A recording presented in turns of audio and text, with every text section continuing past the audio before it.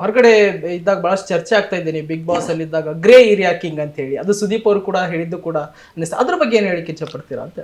Grey area king ಅನ್ನೋದ್ರ ಬಗ್ಗೆ ಅಂದರೆ ಆಟದಲ್ಲಿ ಕಂಡುಕೊಂಡಿದ್ದು ಸರ್. ಆಟದಲ್ಲಿ ಹೆಂಗೆ ಅಂತಂದರೆ ಎಲ್ಲರೂ ಹೇಗೆ ಯೋಚನೆ ಮಾಡ್ತಾರೆ, ನಾನು ಹೇಗೆ ವಿಭಿನ್ನವಾಗಿ ಯೋಚನೆ ಮಾಡಬೇಕು, ಆಮೇಲೆ ಆ ಟೈಮಿಂಗ್ ಕ್ವಿಕ್ಕಾಗಿ ಹೆಂಗೆ ನಾವು ಟೀಮನ್ನು ಗೆಲ್ಸ್ಕೊಬರ್ಬೇಕು, ಕ್ವಿಕ್ಕಾಗಿ ನಾನು ಹೇಗೆ ಗೆಲ್ಲಬೇಕು ಅನ್ನೋದ್ರ ಬಗ್ಗೆ ಯೋಚನೆ ಮಾಡಿದ್ದೆ ಅಷ್ಟೇ. ಆ ಯೋಚನೆ ಮಾಡಿರೋದ್ರಲ್ಲಿ ಆ ಪ್ರತಿಕ್ರಿಯೆ, ಆ ಪ್ರತಿಫಲ ಸಿಕ್ಕಿರೋದು ತುಂಬಾ ಖುಷಿ ಇದೆ. ಅಂದರೆ 4 ಜನ ಬಾಲ್ ಎತ್ಕೊಂಡು ಹಿಂಗೆ ಏನೋ ಇದು ಮಾಡ್ತಿರ್ಬೇಕಾದ್ರೆ 4 ಜನರಲ್ಲಿ ಇಬ್ಬರು ಒಂದಾದರೆ ಬೇಗ ಬಾಲ್ ತೊಗೊಂಡೋಗಿ ಹಾಕ್ಕೋಬೋದು. ಇಲ್ಲ 4 ಜನ ಅಲ್ಲೇ ಇದ್ದರು ಅಂದರೆ 1 ಅವರ್ ಆಗಲಿ 2 ಅವರ್ಸ್ ಆಗಲಿ ಆ ಬಾಲ್ ಎಲ್ಲೂ ಹೋಗಲ್ಲ. Okay okay. ಆವಾಗ ನಮ್ಮ ಟೀಮವ್ರು ಯಾರು, ಇನ್ನೊಂದು ಟೀಮವ್ರನ್ನ ಯಾರ ಜೊತೆ ನಾನು ಅನ್ಕೊಳ್ಬೇಕು, ನಾವು ಇನ್ನೊಂದು ಟೀಮವ್ರ ಜೊತೆ ಯಾಕೆ ಹೆಂಗಿದ್ದು ಅನ್ಕೋಬೇಕು.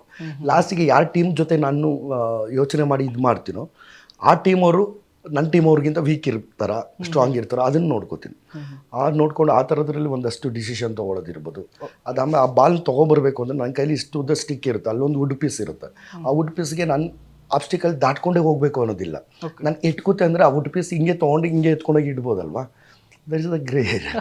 ಅದು ಮೂಲ ನಿಯಮಗಳನ್ನು ಬದಲಾಯಿಸ್ತೀನಿ ಅಂತಲ್ಲ, ಮೂಲ ನಿಯಮಗಳು ಏನು ಕೊಟ್ಟಿದ್ದಾರೋ ಬಿಗ್ ಬಾಸು ಅದನ್ನು ಪಾಲನೆ ಮಾಡ್ತಿದ್ದೀನಿ. ಆ ಸ್ಟಿಕ್ಕಲ್ಲೇ ಆ ವುಡ್ ಪೀಸ್ನ ಎತ್ಕೊಂಬಂದು ಇಡಬೇಕು ಅನ್ನೋದು ಗೊತ್ತು. ಬಟ್ ನಾನು ಯಾಕೆ ಎಲ್ಲನೂ ದಾಟ್ಕೊಂಡೋಗಿ ತೊಗೋಬೇಕು ವುಡ್ ಪೀಸ್ನ, ನಾನು ಹಾಗೆ ತೊಗೋಬೋದು. ತಗೊಂಡು ಹೋದ್ರೆ ಅದಕ್ಕೆ